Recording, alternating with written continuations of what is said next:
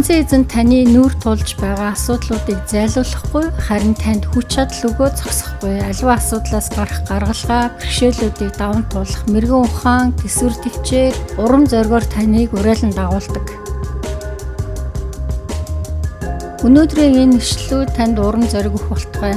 Та хүнд бэрхшээлүүдийг ганцаараа өөрч даван туулах шаардлагагүй. Ганцаардлыг биш, харин 3 дахь дээс болох ертөнцийн эзнийг сонгож амьдрахыг би танд уриалж байна. Хэрвээ ертөнцийн эзэн өөрөө бидний талд байгаа юм бол хэн биднийг эсэргүүцэж чадах вэ?